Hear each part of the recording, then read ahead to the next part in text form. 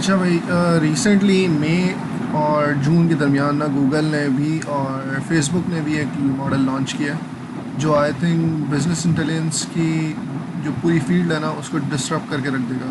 In fact SQL query writing भी जो है ना वो एक टर्शरी चीज़ हो जाएगी, क्योंकि अब जो है वो लोग बिजनेस यूज़र्स जो है वो अपने क्वेश्चंस पूछ सकेंगे without knowing the right syntax for SQL कि यार ओरेकल में क्या लिखना पड़ेगा और इसमें क्या लिखना पड़ेगा।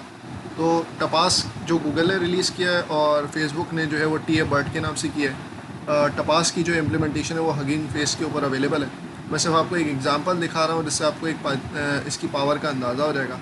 मैं एक काम करता हूँ, इस पेज को सिर्फ रिफ़्रेश कर देता हूँ आपके लिए ताकि आपको ये समझ में आए कि ये कर क्या रहा है।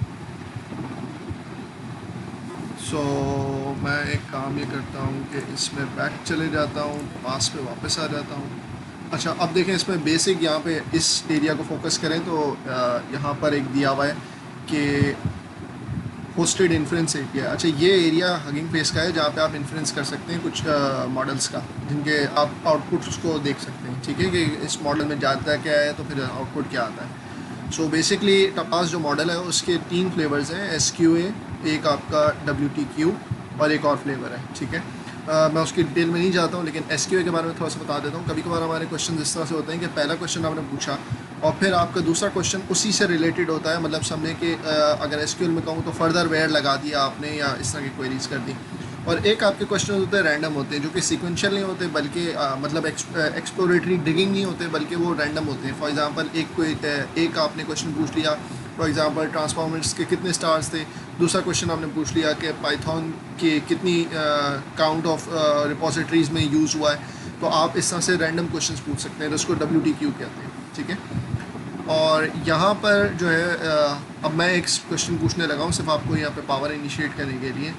How many stars does the transformer repository have. ठीक है, तो अभी अगर आपसे पूछा जाए तो आप बोलोगे ठीक है ट्रांसफॉर्मर्स और स्टार्स, ये आंसर आना चाहिए। ठीक है, सो लेट्स सी कि ये आंसर लेके आता है कि नहीं आता। तो ये कंप्यूट कर दिया। अच्छा, एवरेज को भूल जाए क्योंकि इसके अंदर यहाँ ये इस वक्त आपके जो एसक्यूएल क्वेरी होती है तो ऑब्वियसली आप बोलते हैं कि आप एवरेज क्यों ले रहे हो, और एवरेज की तो ज़रूरत नहीं थी। यहाँ तो सीधा वेयर का क्लॉज था और वेयर के क्लॉज से वैल्यू आ रही थी। तो देखिए अभी ये मॉडल मशीन लर्निंग का मॉडल है, इसको और भी ट्रेन करते जाएंगे, वक्त के साथ साथ और भी मॉडल आते जाएंगे तो ये बेहतर होते चले जाएंगे। लेकिन अभी यहाँ पे अभी उसने क्या किया, उसने एक बेसिक अपनी एग्रीगेशन लगाई है कि ट्रांसफॉर्मर्स के लेवल पे अगर मैं इस टेबल में एवरेज कर लूँ तो मुझे ये आंसर 36,542 का मिल जाता है रीजनेबली, जो कि हमारा आंसर है बेसिकली।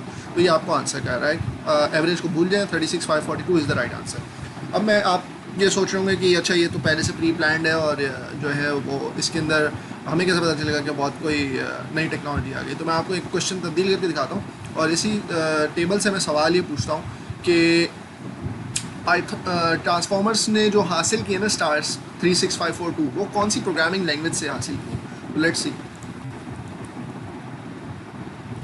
विच लैंग्वेज डिड, अभी मैंने लिखा हुआ तो मुझे गूगल वो दे रहा है कि इसको कर ले आप। मैंने लिख दिया which language did transformers get stars from, और मैं इसको कर देता हूँ कंप्यूट। अब देखिए मुझे आंसर दे रहा है पाइथन, क्यों? क्योंकि डेफिनेटिव है और मैंने पूछा भी एक डायमेंशनल से है। तो उसने क्या किया कि वेयर ट्रांसफॉर्मर्स और प्रोग्रामिंग लैंग्वेज को लेकर सेलेक्ट करके आ गया। सो आपके जहन में एसक्यूएल क्वेरी बन गई होगी, लेकिन ये जो है मशीन लर्निंग ने सीख लिया कि आपके टेबल से आंसर किस तरह से करना है। सो जस्ट मैं आपको आइडिया देना चाह रहा था, आप इस पेपर को पढ़ना चाहते हैं, देखना चाहते हैं तो आप इसको टपास के नाम से सर्च कर सकते हैं। और फेसबुक का भी आने वाला है अभी हगिंग फेस के ऊपर, बहुत सारी रिक्वेस्ट डाली हुई हैं तो टी ए बर्ड भी आ जाएगा। तो let's see who wins. But again मैं ये देखता हूँ कि बिजनेस इंटेलिजेंस की जो पूरी फील्ड है वो कम्प्लीटली चेंज होने वाली है। और जिस तरह से लोग एक्सप्लोरेटरी एनालिसिस करते हैं वो बहुत ज़्यादा जो है वो बिज़नेस यूज़र्स को आसानी मिलेगी कि वो जो है वो NLP के क्वेश्चंस पूछ सकते हैं अपनी लैंग्वेज के अंदर। और क्योंकि अब जो है वो लैंग्वेज के अंदर भी कन्वर्टेबिलिटी का मसला नहीं है, so you can ask your database Hindi Urdu किसी भी इसमें पूछ सकेंगे, जो कि रन टाइम पे कन्वर्ट होगा इंग्लिश में भी, क्योंकि मॉडल की कंजम्पशन इस तरह से बाद में डेटा सेट्स आ जाएंगे तो वो उस तरह से और भी काम कर सकता है। But I think about like this के आप जो है वो हिंदी के अंदर या उर्दू के अंदर जो है अपनी क्वेरी बताएं और वो उसको इंग्लिश में इन्फ्लुएंस कर ले उसका, और फिर उसके बाद इंग्लिश की जो क्वेरी उसने जनरेट की है वो आपका जो है वो इस मॉडल के अंदर इन्फ्यूज़ किया जाए और फिर उससे आपका जो आंसर निकाल दिया जाए तो वो दे दिया जाए। तो एंड टू एंड आपने हिंदी दिया और आपको मिल गया आंसर इंग्लिश के अंदर जो आपकी डेटाबेस के अंदर से। तो थैंक यू वेरी मच।